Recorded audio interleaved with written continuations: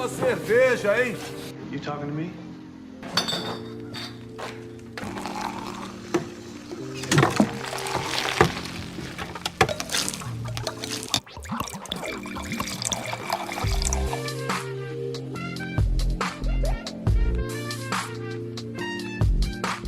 Dor de cabeça, enjoo, vontade de morrer. Tu tá de ressaca.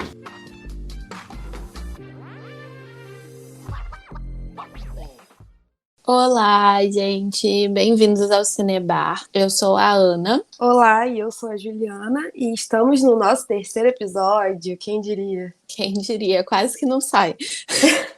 Um milagre isso aqui tá acontecendo, galera. Valorizem o nosso trampo aí. Bom, nós somos duas mulheres amantes de cinema e de uma boa bebida. E hoje eu estou bebendo um vinho Concha e Toro Merlot. E eu estou bebendo uma Colorado, a boa e velha Colorado, né? Do primeiro episódio, pra vocês lembrarem. Bom, e sempre bom lembrar, se você tiver menos de 18 anos, não beba. Se beber, não dirija. E se for beber, beba com moderação. Vocês escolheram o tema do nosso terceiro episódio, que será sobre a série Dom, a primeira série nacional produzida pelo Prime Video. Sim, foi muito votada por vocês lá no nosso Instagram. A gente agradece por cada um que participou da nossa enquete e por todos os novos seguidores que têm acompanhado a gente. E se você estiver ouvindo esse episódio, não esqueça de postar sua foto com a bebida da sua escolha e use a nossa hashtag CinebarPod ou marque a gente lá no Instagram CinebarPodcast. Bom, para começar, deixa eu explicar como que nós fomos ver Dom, não é mesmo?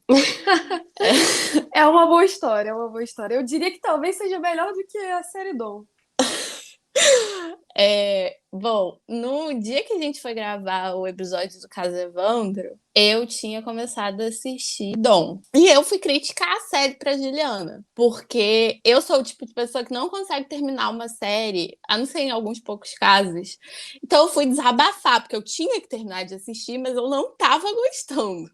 E como falar mal sempre funciona melhor do que falar bem, a Juliana ficou com curiosidade e resolveu sofrer e assistir a Dom também. Com certeza, porque eu acho que, assim como a alegria, o sofrimento também tem que ser compartilhado. E assim, né, aquela coisa, a estranha curiosidade que eu tenho de assistir coisa que as pessoas dizem ser ruim. Que a pessoa fala, vê esse negócio muito bom, eu falo, vou ver. Agora, quando a pessoa fala, é muito ruim, eu fico desafiada. Mas, enfim, além disso, eu gosto muito dessas histórias que falam sobre o crime organizado no Rio de Janeiro, né? E eu não conhecia a história do Dom, que a gente, assim, é ali do finalzinho de 98, aquela galera que não sabe se é cringe, se é legalzinha. A série, ela fala muito sobre essa questão da dependência, né, do Pedro Dom, isso que ele tem pela cocaína, e também traz um panorama legal, mas eu diria que é muito pouco aprofundado sobre os morros do Rio de Janeiro, sobre como funciona mais ou menos ali o tráfico na cidade, e dá aí umas pistas de como podem ter ocorrido esses processos de criação dos comandos nos morros cariocas. Também convenhamos que é sempre bom ver Gabriel Leone na telinha, aquela gracinha que nessa série não tava tão gracinha assim, né? Ficaram devendo um pouco na caracterização do Gabriel Leone. Eu acho que não tinha nenhuma necessidade de terem colocado uma lente daquela no menino. Porque o menino, ele é lindo, não faz esforço nenhum. Quiseram deixar ele cafona pra construir aí esse bandidão, esse playboy bandido, né? Bandido gato, que era o Pedro Dom. E aí caracterizaram o Gabriel Leone dessa forma péssima. E vida que segue, né, galera? Mas só que o Pedro Dom era chamado de bandido gato, mas se você vai lá procurar as fotos do Pedro Dom, eu, na minha opinião, não acho gato. Assim, não achei também. Não achei, ficou devendo a parte do gato, assim. Vou aceitar. Fizeram jus, né, botando o Gabriel Leone, que é um gato, mas o bandido mesmo não é. Traz a história real aí do Pedro Dom, o bandido gato. E quando me apresentaram assim, ele era um playboy de classe média que ficou conhecido no Rio de Janeiro, no início dos anos 2000, por ser líder de uma gangue que assaltava edifícios e condomínios de luxo. Gente, essa sinopse é muito intrigante, entendeu? Quando você lê isso, você fala, cara, ainda mais se você for carioca, você fala, cara, eu vou assistir essa parada aí, porque isso é Rio de Janeiro, isso é suco de Rio de Janeiro. E eu, com a minha cabeça, assim, eu que adoro essas coisas, gente rica roubando, sabe? Ai, gente, acho ótimo, acho ótimo. Já pensei o quê? Bling Ring da Sofia Coppola, aqueles adolescentes invadindo a casa da Paris Hilton, sabe? Pra mim ia ser isso. Pensou alto. Mas não é, né? Já temos que falar aqui que não é. É porque exatamente isso que a Juliana falou, o Pedro Dom era viciado em cocaína desde muito pequeno, e o pai, né? Ele era um ex-policial. E essas duas coisas, o vício em cocaína e o pai, eles são muito mais presentes na série do que o bandido gato. Tem pouco bandido gato e tem muita cocaína e muito policial. Eu acho que o título da série deveria ser Gabriel Leone cheirando cocaína em todas as cenas da série. Não, eu vi uma entrevista aí do diretor e ele falou que na segunda temporada teremos Pedro Dom bandido. Então... E é isso que a gente quer, entendeu? A gente quer Pedro Dom bandidão, invadindo apartamento. Bling Ring no Rio de Janeiro, por favor, entendeu? Botando a classe média pra chorar. Não, ele pegava a granada, tirava o pino da granada e falava pra mulher, diz onde tá o dinheiro, senão eu vou deixar a granada explodir. Cara, não dá, desculpa, eu sou muito carioca, gente. Vai rolar muito ainda dessas frases merda. Sobre a série, Ana. Sobre a série. Então, a série, ela é baseada no livro que também chama Dom, do Tony Bellotto, que é compositor e guitarrista do Titãs. E o livro é igual à série, aparentemente. Conta lá a história do pai e a história do Pedro Dom. É bom falar que a gente não leu o livro, mas provavelmente, assim, segue o mesmo modelo da série porque é a história que o pai contou ali pro Tony, né? Então, não tem muito o que vir de diferente.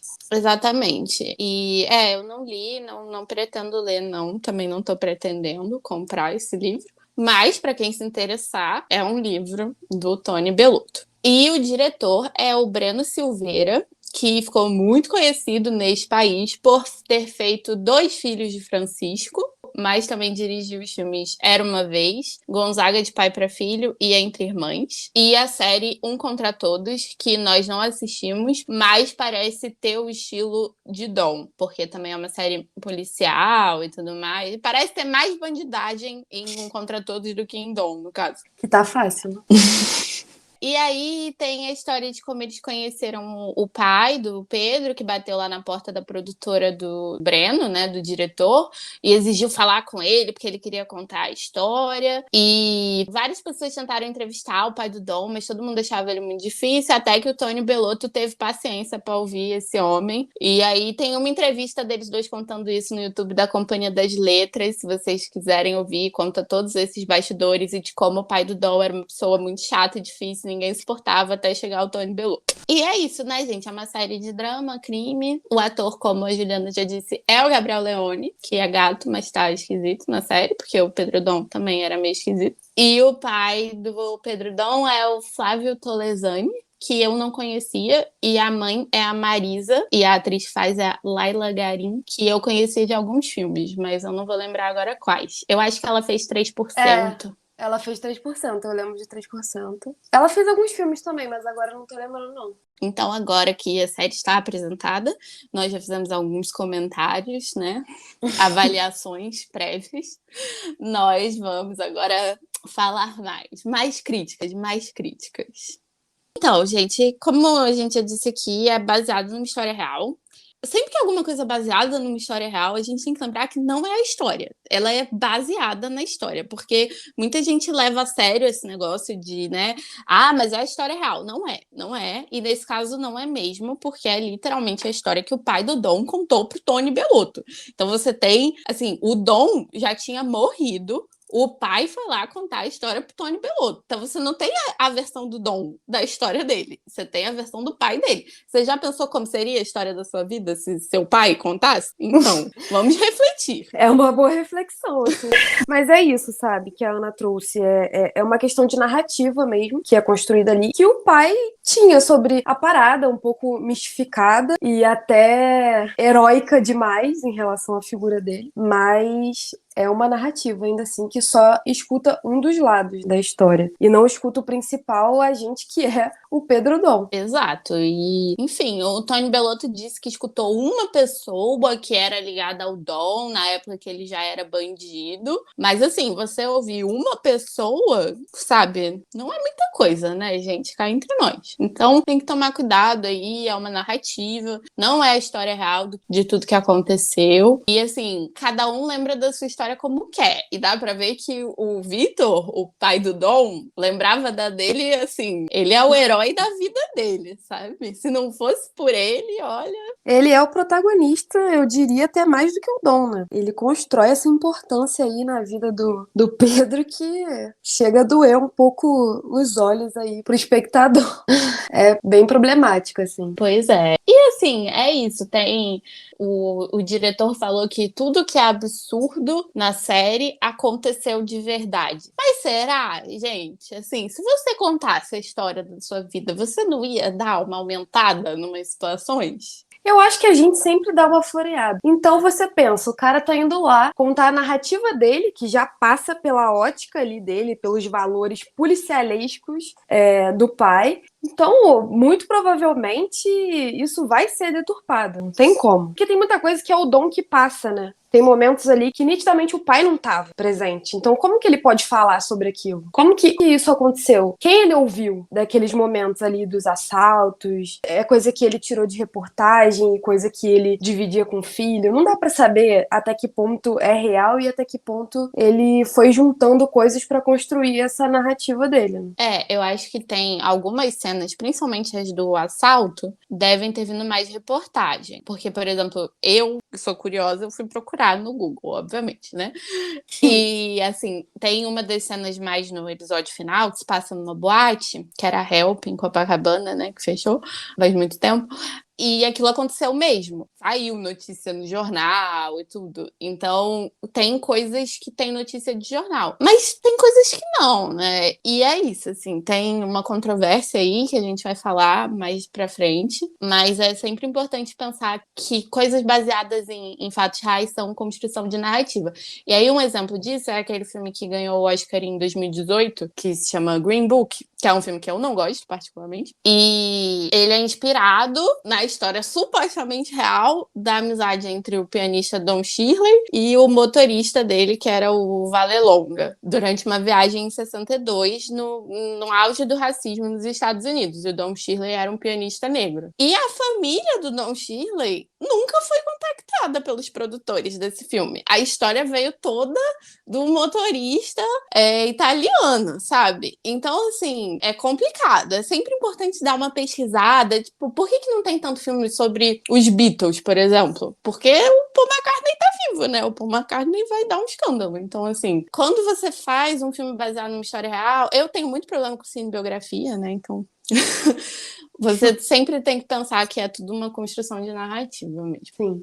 Não, e eu nem acho que isso seja um problema, assim, porque o cinema, ele não se propõe a reconstruir exatamente a história real. Isso aí fica pros fatos, pros documentos históricos. O cinema, ele tem outra proposta, mas quando você mistifica demais um determinado personagem ali histórico, como o Pedro Dom é pro Rio de Janeiro, é problemático, sabe? Parece que você tá dando uma debochada do espectador, porque, por exemplo, a cena que o pai pega lá a moto, sobe o morro adoidado, entrando tranquilamente no Morro dos Tabajaras pra salvar lá o Dom, pra buscar o filho de volta. E para o baile todo, falando que ele é policial e que ele veio buscar o filho dele. Que ali, a partir do momento que os traficantes olham pra ele, já dá pra ver que o filho dele é um playboy que tá ali curtindo o baile. Então, quando eles colocam essa cena ali, pra mim, que sou carioca, é um deboche, assim, porque qualquer pessoa que conhece minimamente o Rio de Janeiro ou que vive no Rio de Janeiro sabe que isso não seria dessa forma, que esse cara não sairia ileso dali sendo um ex-policial ainda. Então, pra mim é muito complicado de acreditar que esses fatos realmente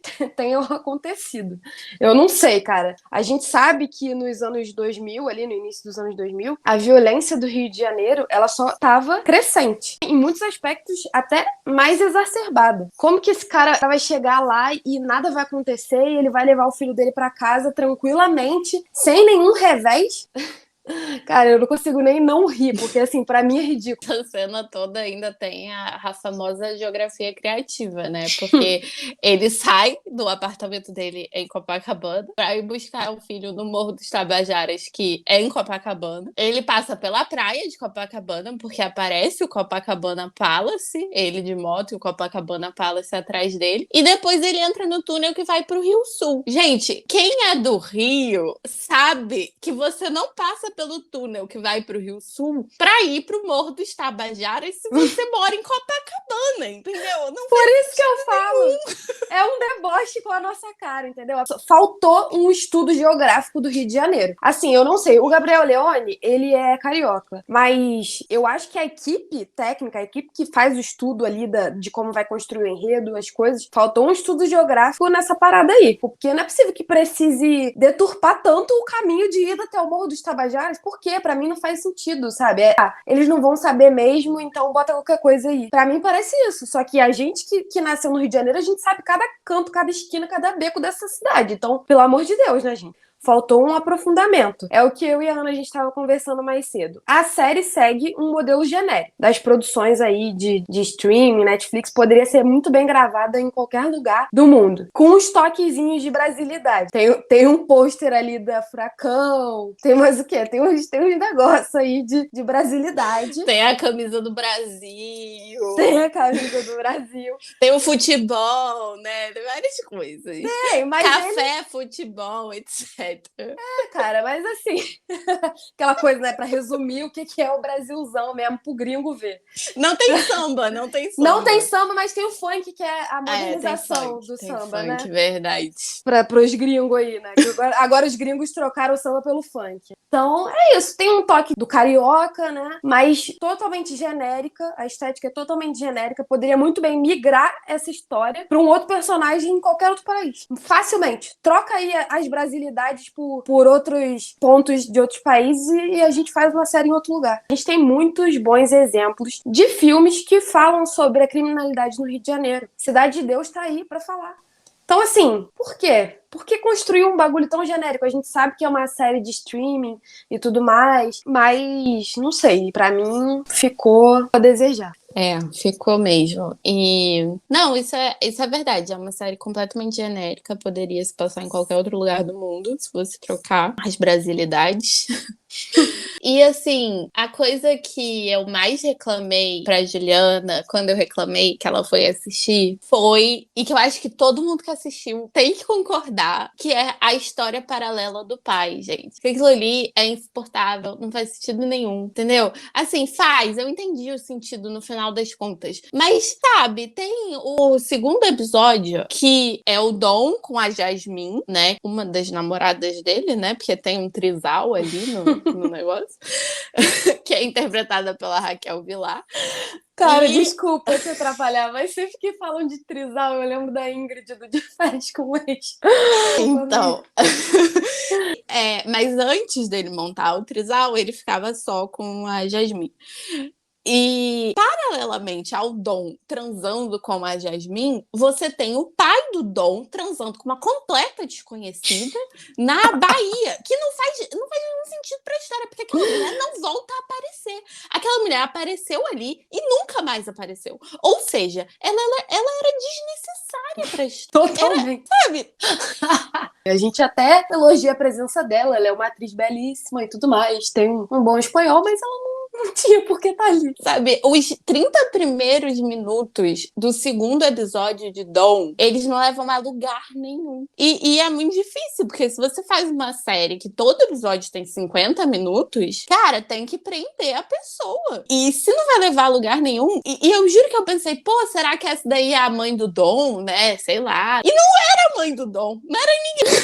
Eu tava esperando a hora que ia mostrar a história deles se conhecendo, porque aí sim faria um sentido ali na biografia do Dom, né? Pelo menos já que vai mostrar esse pai, já que a série vai ser atravessada por esses flashbacks o tempo todo da história do pai, que mostrasse como que o Dom foi gerado, pelo menos. Mas não, mostra uma mina lá, de repente, fazendo um sexo com o pai dele e é isso. E assim, todo... Bom, gente, eu acho que eu também, quando o pai apareceu e o pai entra pra polícia em plena ditadura militar, eu já criei um preconceito. Eu já falei, cancela, não gosto desse cara. E todo despolitizado, não sei o quê. Ele é um isentão, né? Ele é um isentão. Não gosto de me envolver em política. Mas aí entrou lá pra ajudar da ditadura. Ah, não, mas a minha guerra é outra. A minha guerra é contra as drogas. Ah, querido, todo mundo sabe que você gostava de um negocinho também. A série não mostra, mas na história real a gente sabe. Pois é, e enfim, assim, a parte do pai que eu acho que realmente deu uma estragada. Eu acho que a série seria melhor se focasse só no Pedro Dom. Porque o nome da série devia ser Dom e Vitor. Já falei, é Gabriel Leone cheirando pó e Vitor. Pedro Dom ficou ali por escanteio em muitos momentos, né, coitado? A série sobre a vida dele, mas o pai dele tomou o protagonismo. Cara, todo o rolê lá no Dona Marta, sabe? Assim, e nada leva a nada, entendeu?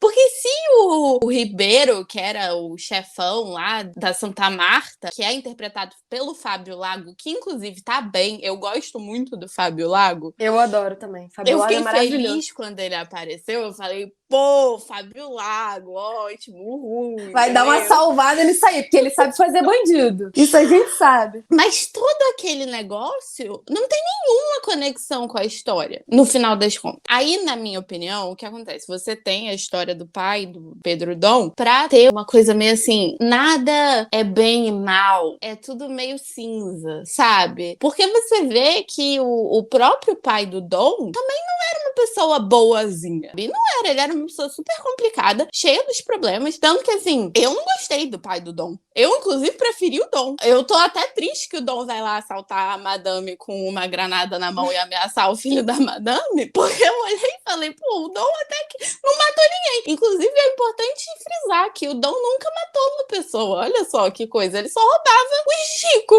Tá fazendo o quê? Justiça social, né? Ele era rico, ok, mas a galera que andava com ele era favelada. Então, assim, você tá indo lá, você tá fazendo uma reparação histórica só de roubar ali aquela classe média da Lagoa, de Ipanema. Enfim, brincadeiras à parte, mas eu acho que eles tentam criar essa complexidade humana de que ninguém é 100% bom ou 100% ruim. E pra mim isso fica muito explícito na figura do Dom. Inclusive o Dom da série me parece ser muito menos violento que o Dom da vida real, porque o que eu li sobre o Dom aí nas reportagens é que ele era um cara meio violento, assim, mas no geral a série tentam humanizar mais esse lado do Dom. Agora o pai, pra mim, a figura do pai falha miseravelmente, porque apesar de mostrar ele como um cara que erra, né, que pode cometer equívocos, também, ao mesmo tempo ali, paralelamente, constrói a imagem de um super-herói, como se o pai dele fosse o grande salvador da pátria,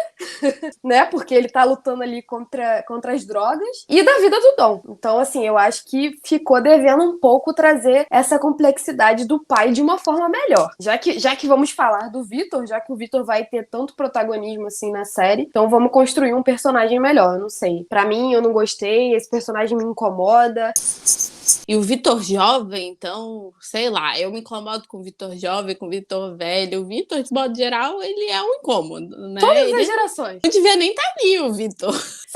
No primeiro episódio, quando ele algemou o filho na cama, eu falei, quê? Assim, gente, isso não é ok. Você não pode algemar seu filho na cama. Por mais que você seja um pai preocupado e tudo mais, mas aí é que eu digo, se você olha isso, você fala, cara, isso não é certo, aí você entende que ele não é o bem, ele não é a personificação de toda a bondade do mundo, saca? Porque ele não é. Eu acho ele um personagem super esquisito e eu confesso que eu nem gosto. Realmente não gosto. Eu prefiro a mãe, no caso, até a irmã, sabe? Que são pessoas que pareciam que queriam compreender direito o Pedro Dom e não fazer as coisas na base da força, saca? Que o pai sempre quis. Porque a história mostra o Dom pequenininho também, né, gente? Não é só o Dom já adolescente, já mais velho e tudo. E o Dom, como a gente falou, eu acho, ele era viciado em drogas desde muito jovem. E aqui cabe dizer que uma coisa que me incomodou foi que em certos momentos eu achei que colocaram um pouco dessa culpa do uso de drogas no amigo, que é o Lico, que era o melhor amigo do Dom, que era filho da empregada da família, e eles eram amigos desde muito pequeno. E eu achei que em certos momentos fica meio assim,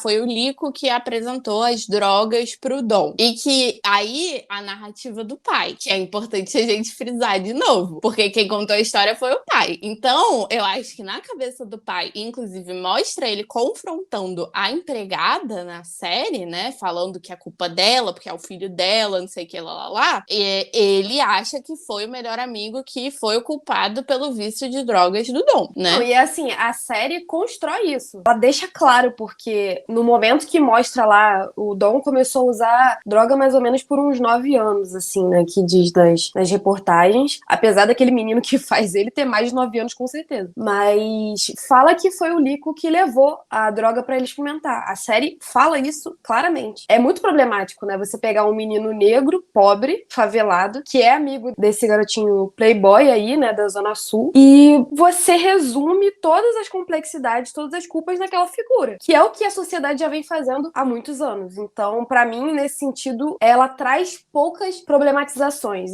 Eu quando li lá o enredo, eu achava que a série ia trazer boas problematizações em relação a isso, mas na verdade ela só compactua e afirma ainda mais com esses valores burgueses que a gente já tá acostumado a ver aí, né? Sim, e essa questão de cinebiografias, de um modo geral, culparem sempre uma pessoa específica por algo de muito ruim que aconteceu na vida daquela pessoa que está sendo retratada ali, é muito comum. Eu acho que é uma das coisas que mais me incomoda, assim. Um caso que me vem é o do filme do Fred Mercury, que tem um cara específico que ele é culpado por todo o mal que aconteceu na vida do Fred Mercury, sabe? Você tira daquela pessoa que você tá narrando a vida assim, consciência. É como se a pessoa seguisse o outro de olhos fechados, confio 100%, e aí isso acabou, sabe? Como assim? Não funciona desse jeito. Por mais que a gente fale que ele começou a usar drogas com 9 anos de idade, o outro amigo dele tinha 9 anos de idade também, sacou?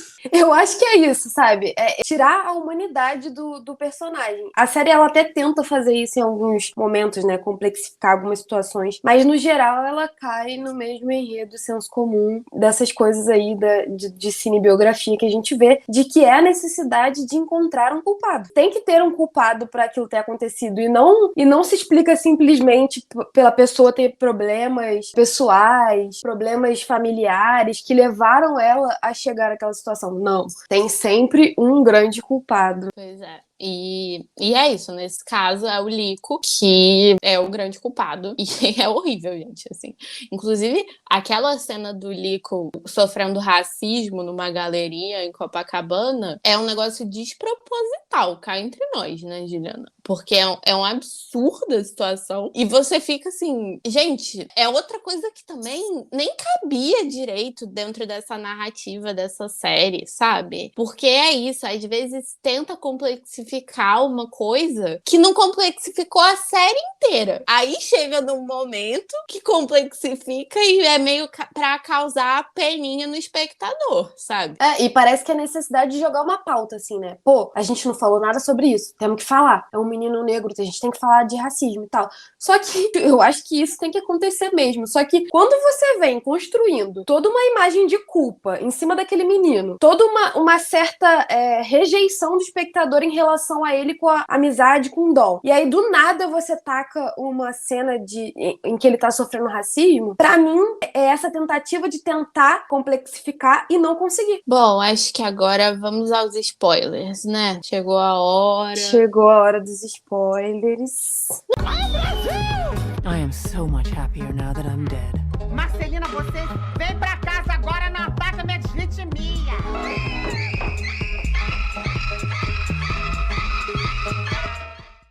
Então, Juliana, qual é o seu spoiler preferido de Dom? Eu acho que o spoiler que traz mais fervor pra série é a morte do Lico. A gente vê ali dois amigos dependentes químicos que entraram no mundo das drogas juntos. Se for pra falar de influência, os dois se influenciaram. Então, a morte do Lico, pra mim, é o que mais pesa. Apesar de, assim, condenar um pouco toda essa galera aí da quadrilha do Dom, porque eu acho que eles foram retirados de um elenco de Malhação. Inclusive, a nossa amiga aí que faz o trisal. Ela é a Viviane.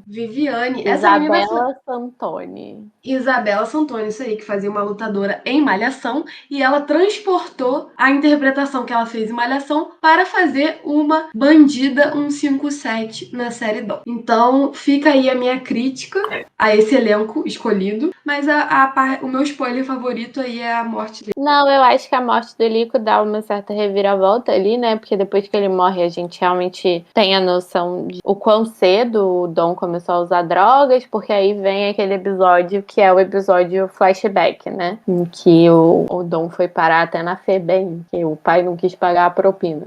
Assim. Não, e pior, não quis pagar a propina, como ele quis dar uma lição no filho. Depois das 15 mil internações, ele falou, não, agora a saída melhor de todas vai ser colocar meu filho na FEBEM, que inclusive é o lugar que mais ensina o Dom a ser bandido. Que a gente sabe que a FEBEM não faz um trabalho institucional e social com os jovens como deveria ser feito, e que na verdade só aumenta ali a rede de contato para quando eles saem depois dali, infelizmente. E o Dom aprende muito mais coisa sobre a vida do crime quando ele vai ali se curar da cocaína na FEBEM, o que pra mim é... Não, eu vou confessar que realmente, quando isso aconteceu, eu fiquei muito chocada. Eu acho que foi o que mais me deixou em choque mesmo. Foi, tipo assim, cara, é sério isso? Isso realmente acharam que isso era uma boa ideia. Acharam que isso era uma boa ideia. É inacreditável, sabe? Mas voltando ao Lico, a morte dele é muito triste, né? É um negócio muito pesado mesmo, que ele morre ali no baile de overdose, né? E tentando falar com o Dom, porque o Dom tinha meio que expulsado ele da quadrilha.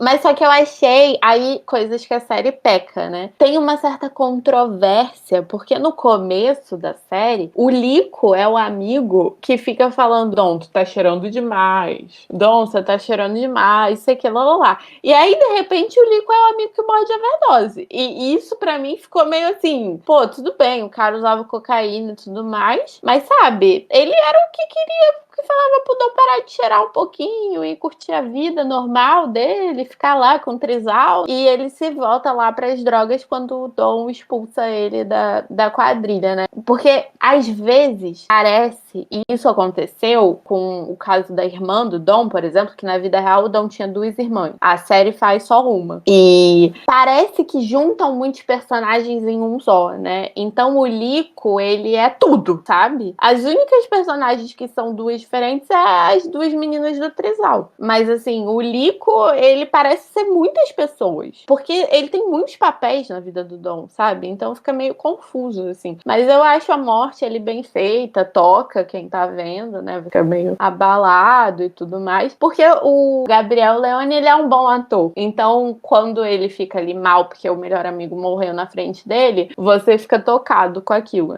De que, de modo geral, a série não é cheia de grandes atores. Mas, assim, ele Então realmente dá a sensação de que você fica, poxa, morreu o melhor amigo dele e tal. Não, com certeza. E assim, é uma cena bem forte. E pelo que a gente entende, o Liko, ele é esse cara que tá sempre dando uma ligada no Dom, do tipo, pô, cara, pega leve.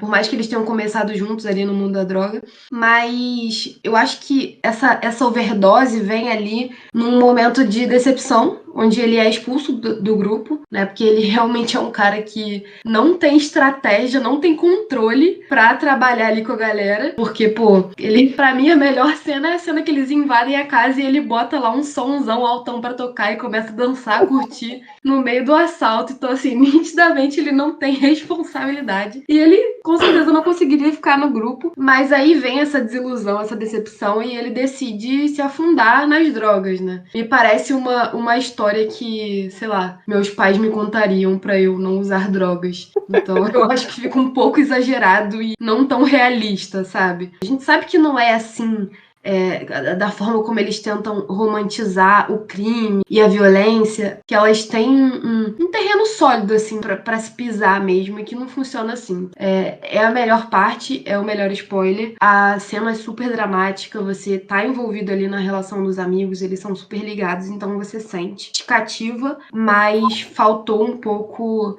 um estudo a fundo de como é esse universo mesmo, do crime, das drogas, um estudo real e não tão moralista, sabe?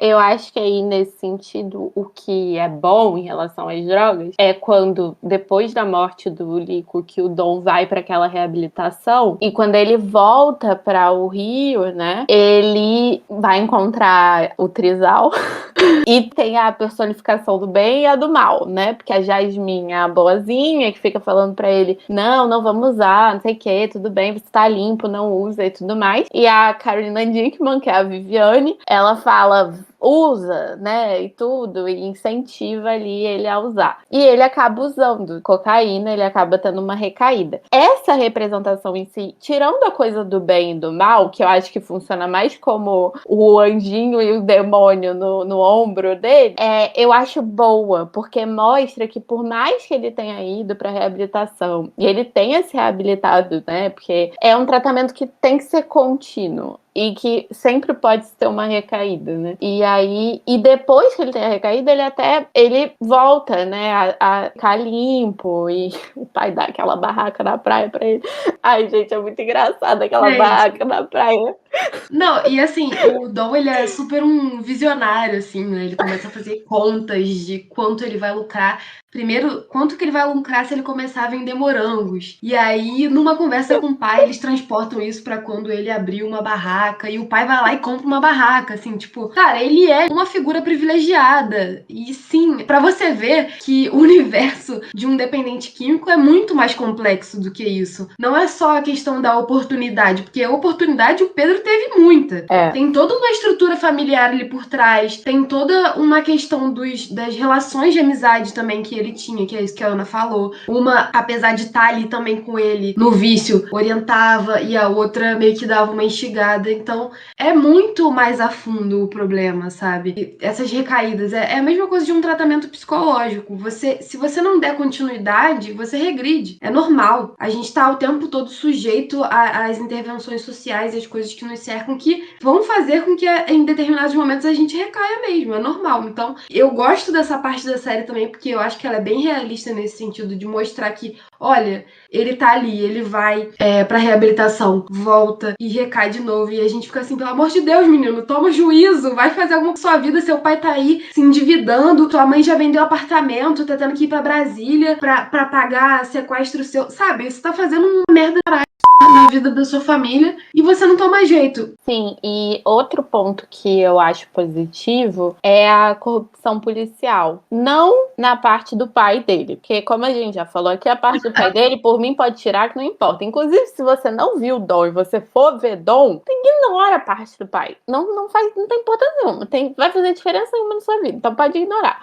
Mas a parte dos policiais com o Dom, né? Da corrupção policial com o Dom. Porque o que acontece, gente? gente. Policiais descobrem que é o Dom, o bandido do gato. E o cara, ao invés de ir lá e prender o Dom e levar pra cadeia, que é outra coisa que a gente já discutiu aqui também, né? Não ia funcionar, mas tudo bem.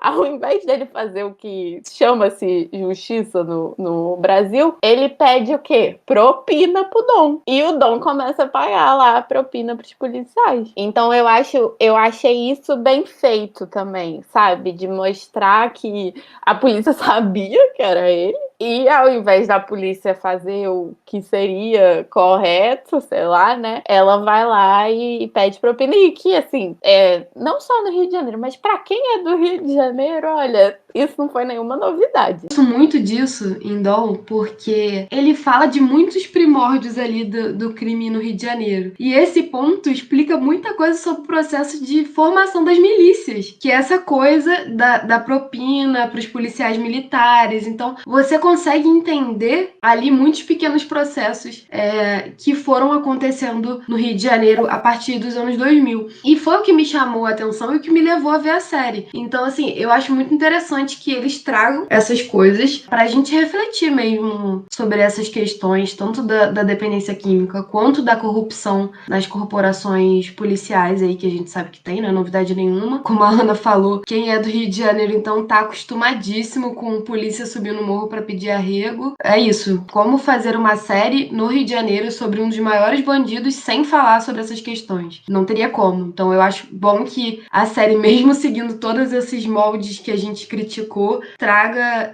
esses pontos aí pro nosso espectador. E eu acho que, assim, pra só fechar, a gente precisa falar da controvérsia. Precisa falar do seu spoiler favorito. O meu spoiler favorito é a treta da família.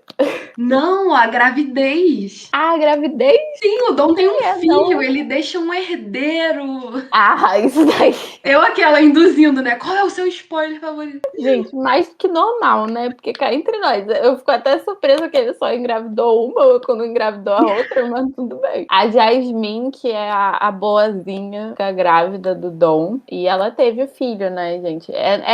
No último episódio, ela conta pro pai do Dom, ela não conta pra ele, inclusive, porque ela fica esperando ele na portaria, e ele nunca aparece, até que o pai dele aparece e fala: o que você tá aqui fazendo, esperando meu filho, sua vagabunda, não sei o que, lá, lá. Porque ele é assim, né, o pai do Dom. Ele é bem policialesco, né? E aí ela fala: eu estou grávida do seu filho, e vai embora. Novela mexicana, Pablo Juan, eu estou grávida de seu hijo. E aí o pai dele faz uma cara, tipo, que absurdo. Como que isso... E o Dom tá lá na vida do crime, né? A menina grávida, ela foi trabalhar, ela foi virar uma pessoa direita na vida. E ele lá na vida do crime, sem saber que embonecou a menina. Tá lá atrás com a outra lourinha, com a Carolina Dickman do Trisal. Foi, ele ficou com a Carolina Dickman, ele não ficou com a Jasmine, que era boazinha. Mas, não, sabe uma coisa que eu gosto de verdade? É quando a série me entrega o Bling Ring da Sofia Coppola, que é a cena que você falou, do Lico dançando lá com a música no apartamento do Ricasso, e as meninas dentro do armário lá do closet da mulher, provando roupa, não sei o que, e a música tocando, lá, lá, lá. Essa parte, assim, inclusive adoro a cena que o rapaz que era novo na gangue, que nem tem nome, gente, ele era o novato na gangue. Elenco de Malhação também. Ele saiu da mesma Malhação da Isabela lá, a mesma, fizeram a mesma Malhação. Então, mas que esse moleque aí do elenco de Malhação, ele tá na gangue, eles entram lá na casa de um cara na Lagoa e eles roubam lá o dinheiro do cara, inclusive o cara escondia o dinheiro no teto, né, era um teto falso, o que me lembrou muito que Operação Lava Jato, dinheiro na parede, é igualzinho, gente, mesma coisa. E aí só que não foi a polícia que pegou o dinheiro, foi o Dom, no caso, né, o Dom pegou toda a grana que tava lá escondida no teto falso. E aí o menino novinho vê na parede a camiseta da seleção brasileira, eu não lembro qual ano que era. Eu acho que era uma assinada pelo Pelé, se eu não me engano, mas eu não tenho certeza. E aí o garoto vira pro Dom e fala: mas Dom, eu quero pegar a camiseta. E aí o Dom fala: vai lá, moleque. E ele lá chamando o elevador pra ir embora, e o dono do apartamento chegando com segurança, e o garoto pegando a camiseta, e aí chega o segurança antes do dono do apartamento e mata o garoto segurando a camiseta do Brasil, assim, no peito. O cara mete bala no menino e o Dom foge com o trisal dele, né? E assim... Simbólico, né? Morrer com uma camiseta do Brasil é muito simbólico. Mas olha, essa cena é muito boa. Ela é muito bem feita, assim, no sentido ação mesmo. Ela deixa você tenso. E eu ri muito quando o garoto falou que queria a camiseta do Brasil, sabe? Você vai do riso ao tipo, putz, o menino morreu. A série funciona muito bem como uma série de ação. Ela corresponde a todas as expectativas em relação a isso. Mas essa cena, assim, vou pedir até pro editor, que sou eu mesma, pra soltar umas palminhas aí pra essa cena, porque ela merece. Essa cena, ela tem toda uma continuidade, né, de planos muito boa. Eu acho que é uma das melhores cenas aí dessa primeira temporada. Concluindo isso, o fato é que Dom é muito forte quando entrega a parte da bandidagem. Quando entrega o playboy roubando gente rica, as pessoas na casa das pessoas ricas, provando roupa e tudo mais. Isso que é forte em Dom. E, inclusive, me incomoda o fato de toda hora o flashback do pai fica voltando pra atrapalhar essas cenas. Porque você tá lá na maior tensão, tá construindo uma tensão no espectador. O espectador tá lá preso naquela cena do Dom lá, bandidão.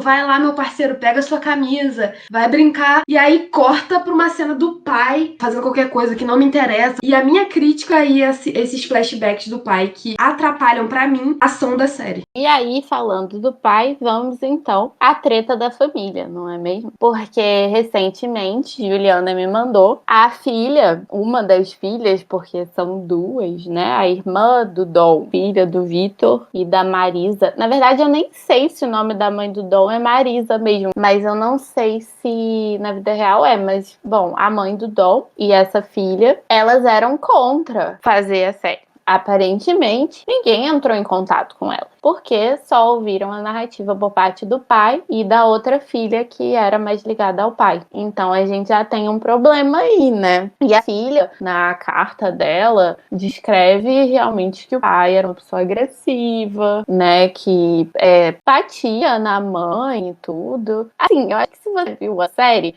o que você lê na carta da filha também não é muito de impressionar, não. Mas eu acho problemático você não ter esse contato com o outro lado da família, entende? Porque, poxa, gente, tem que falar com todo mundo, assim. E eu acho que é isso que a gente falou lá no primeiro momento. Se você tem um diálogo com as duas partes, você constrói uma narrativa mais sólida, mais real, mais próximo possível do que realmente foi a vida do Dom. A irmã traz várias reviravoltas que falam que todas essas cenas fortes que a gente vê, por exemplo, o pai acorrentando o Dom, quem sobe lá pra buscar ele na favela, todas essas cenas, quem protagoniza na vida real do Dom é a mãe. E, inclusive, na carta tem um trecho que pra mim me tocou muito, que ela fala assim: minha mãe, separada do meu pai, desde sempre disse não a esse projeto, mas a sua voz não foi ouvida. Sua história de vida com seu filho, a morte de seu filho, se tornou um produto pronto para consumo. Preciso fazer um recorte de gênero neste caso. Por que a voz da mãe foi descartada? Provavelmente por ser mulher. E quando eu li isso, me tocou muito, porque em todos esses momentos, essa mulher, ela é apagada. Realmente, a mãe do Dom, ela fica em segundo plano na série. Ela não aparece muito.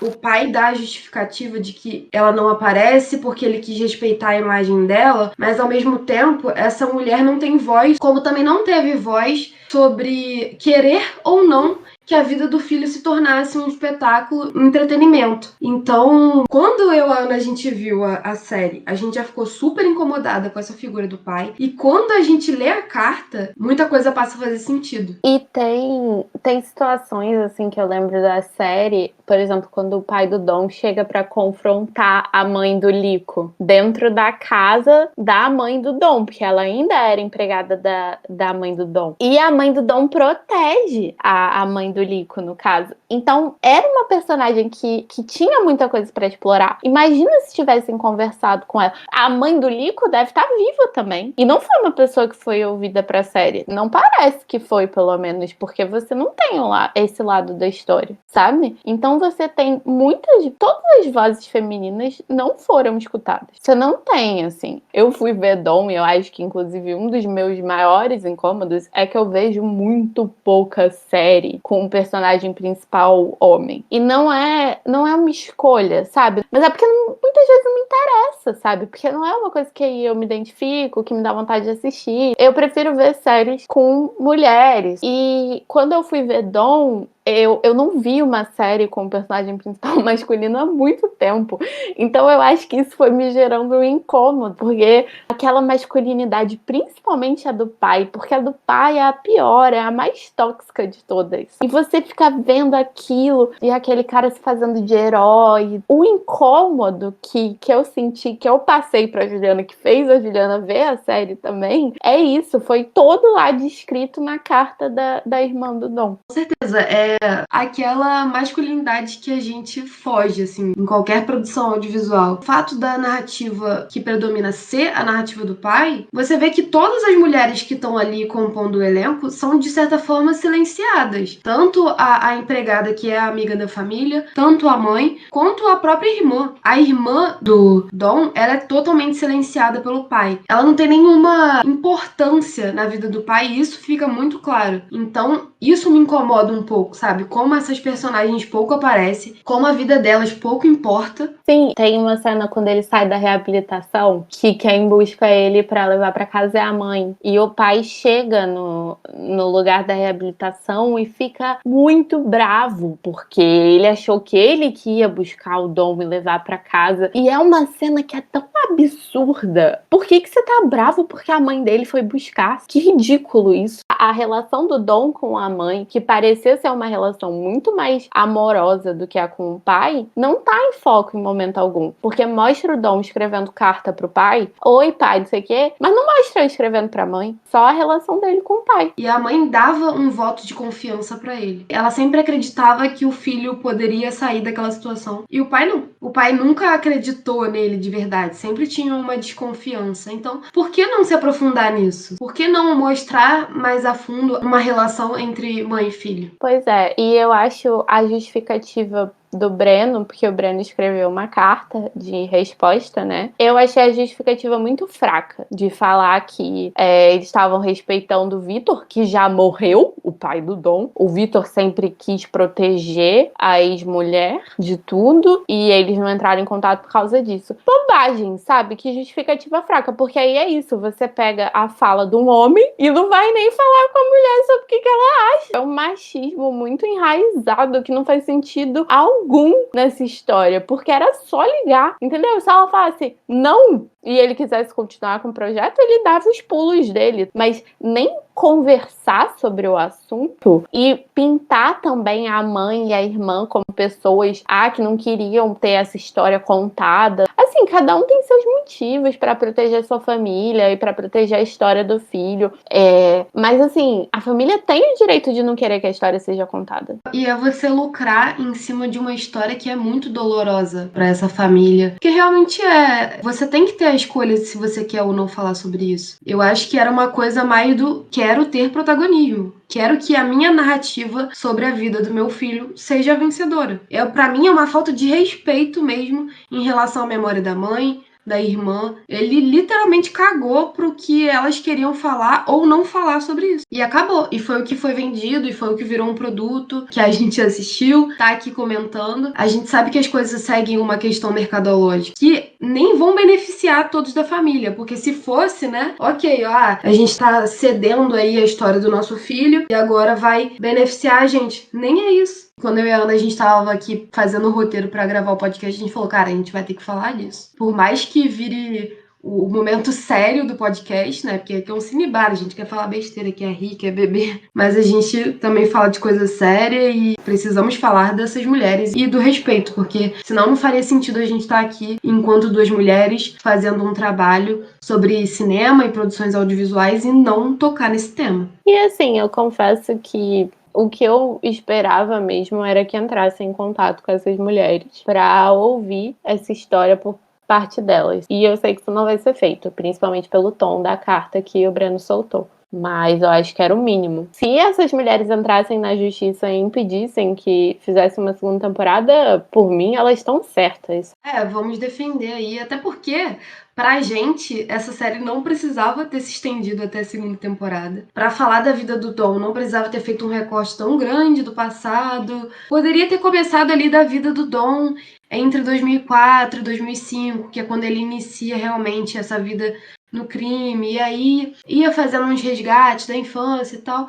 Mas eu acho que a série estendeu muito o assunto que não precisava na primeira temporada. Consequentemente, teve que deixar a parte mais importante, que é a parte da ação, para uma segunda temporada. Mas é isso. Então, vamos às nossas notas de Dom. Qual é a sua nota, Juliana? Olha, hoje eu vou dar uma nota, assim, mais pela ação, porque é uma série que, pra mim, funciona como uma boa novela. Ela te prende bem, em alguns sentidos ali do enredo. Traz uma tensão pro espectador, traz um nervosismo. Então, hoje eu vou dar um 6 para a série, que pra mim é uma nota muito boa, porque eu tenho muitas críticas a essa série, mas eu vou reconsiderar o fato do Gabriel Leone estar ali na minha TV, né?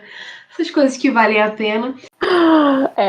E eu vou dar 6 também, porque eu também acho que no sentido de prender, de ação, tem alguns probleminhas de atuação, de continuidade.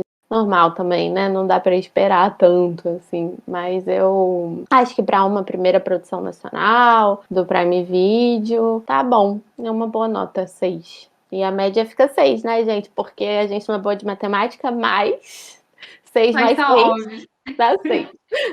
Agora vamos para a parte mais importante, mais esperada por vocês. Mentira, não sei se por vocês, mas pela gente sim. Que é a parte do teor alcoólico, que é uma nota de nossa autoria. Qual é o teor alcoólico dessa série? Ana Cecília, solta aí pra gente. Que rufem os tambores.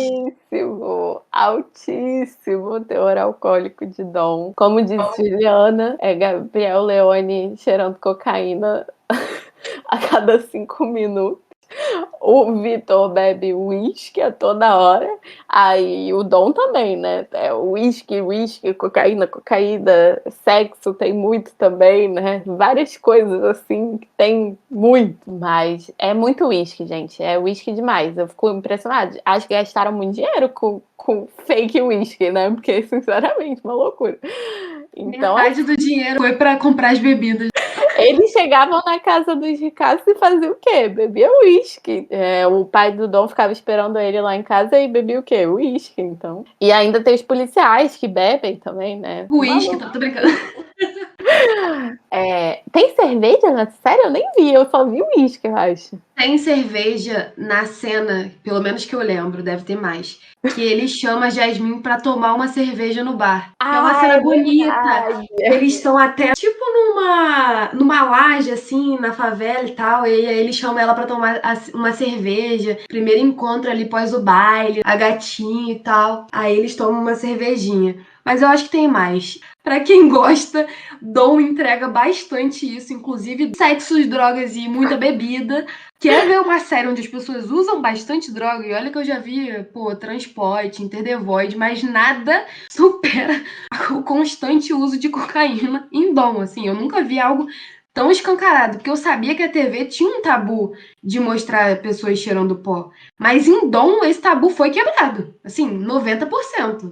Mas é streaming, né, amiga? Não é TV.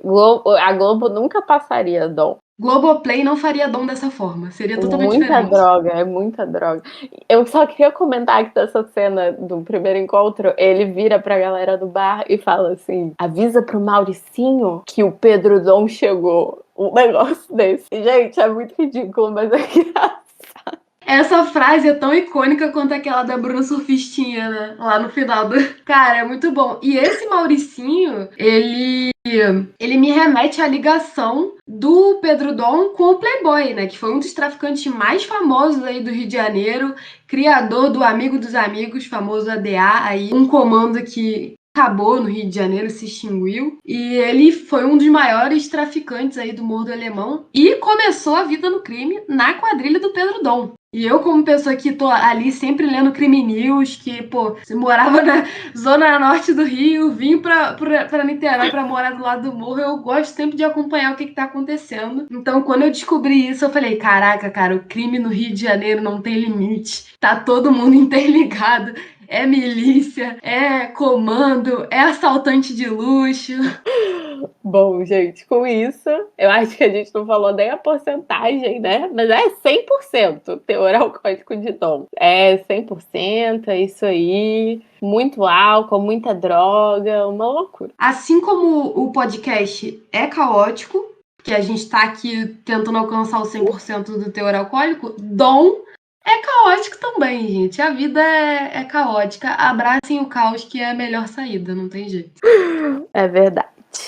E vamos chegando ao fim. Vou deixar a nossa amiga Ana com os lançamentos. Fala aí pra gente, Ana, nos atualize das coisas boas. Bom, o grande evento da semana é a edição especial do Festival de Cinema do Rio, que vai acontecer no Telecine Play. Vai até o dia 31 de julho e tá com muito filme bom. Funciona da seguinte maneira. Quem é assinante do Telecine Play terá 24 horas para assistir o filme, que é liberado exatamente à meia-noite. Então, começa no dia 17, sábado. O filme vai ser liberado, então, à meia-noite do dia 17 e fica até 23h59. E o primeiro filme é Druk, mais uma rodada, que foi meu filme preferido do ano passado e eu aconselho muito, tá bom? Então assistam. Nada como Mads Mikkelsen dançando bêbado, assim. Então vejam. Druk é um dos filmes que baseia, inclusive, a nossa jornada nesse podcast. Na verdade, estamos fazendo um grande estudo aqui. Exatamente. Então, Druk é o primeiro filme e alguns dos outros destaques são Covardes Aida, que é muito bom, DNA, Caros Camaradas e O Mauritano. Pra quem não sabe, o Telecine Play dá 30 dias de graça para novos assinantes. Então, assim, gente, é o momento. Assinem e aproveitem o festival. E, além disso, eu acho que quando acabar essa versão que é com filme estrangeiro, vai ter uma versão só com filmes nacionais. Vale muito a pena prestigiar. Pra quem é do terror, a Netflix lançou essa semana o terceiro e último filme da trilogia deles, se chama Rua do Medo. Eu ainda não vi, mas eu li algumas coisas muito boas sobre. E também na categoria de terror tem Invocação do Mal 3 na HBO Max. Também na HBO Max tem o novo filme do Steven Soderbergh, que é Nenhum Passo em Falso, que eu assisti e gostei, achei bem legal. Tem o Benício Del Toro e o Don Cheadle, é bem bonzinho, bem Steven Soderbergh. A gente já colocou no nosso Instagram, mas eu vou repetir aqui, o Cine Sesc Play, que é uma plataforma gratuita, colocou essa semana Em Chamas, que é um filme coreano espetacular. Vale muito a pena assistir. Vejam. Gente, eu amo esse filme. Vejam esse filme, eu amo esse filme, muita coisa. Na MUBI tem um filme da Tunísia chamado A Bela e os Cães, que é pesado, fala sobre um caso de estupro, mas é muito bom também. Eu vi recentemente. E para terminar, de uma forma bem leve, o Disney Plus tá com uma série nova chamada Monstros no Trabalho, que é com o mundo do Monstros S.A. E assim, pra quem é fã que nem eu, tá valendo a pena, porque tá muito divertido. Muito obrigada, minha amiga Ana. Eu vou dar tchau primeiro hoje, porque Vai. a Juliana sempre dá tchau primeiro, mas hoje vou ser eu. Gente, ela repara até quando eu dou tchau.